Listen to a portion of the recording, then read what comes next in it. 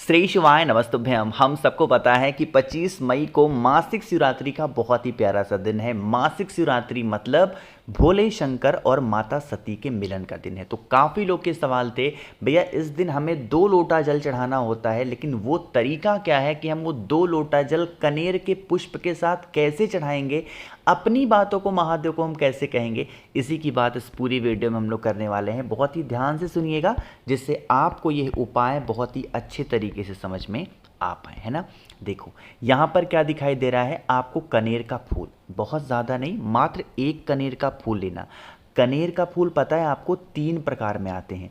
एक आता है सफ़ेद कलर में होता है, एक पीला होता है, एक हल्का सा आपका पिंक कलर में होता है। आपको वो सब कुछ भी नहीं लेना, सिर्फ पीला कनेर का फूल लेना, ठीक है ना, मात्र 1। दूसरा, हम सभी को यहाँ पे ज़रूरत पड़ने वाली है इस प्रकार से कलश की। जो लोटा इस्तेमाल करोगे वो कलश इस्तेमाल करोगे, आप कटोरी लेना चाहो, आप ग्लास लेना चाहो, कुछ भी लो, लेकिन 2 लेना है। 2 पात्र लेना है जिसके अंदर आप जल को अच्छे तरीके से क्या करो, रख पाओ, स्टोर कर लो, है। जो भी 2 पात्र आपने लिया है उसे क्या करना है, अपने घर से जल को भर लेना, थोड़ा थोड़ा गंगा जल डाल देना, ठीक है ना। डालने के बाद में 2 कलश को उठाना और उस 1 कनेर के पुष्प को उठाना और पहुंच जाना सीधा महादेव के शिवलिंग के पास में। फेस कौन सी दिशा में रखना है, उत्तर दिशा, यानी कि नॉर्थ डायरेक्शन। तरीका समझो, मैंने आप लोगों को एक कनेर का फूल दिखाया है ना। सबसे पहले उस कनेर के फूल को महादेव के शिवलिंग के ऊपर चढ़ा दो। सबसे पहला काम, कनेर के फूल को महादेव के शिवलिंग के ऊपर चढ़ाना है और अपने दोनों हाथों से जल जो 2 पात्र में आपने लिया है एक साथ समर्पित करेंगे। लेकिन जल समर्पित करने से पहले एक नियम सुनो।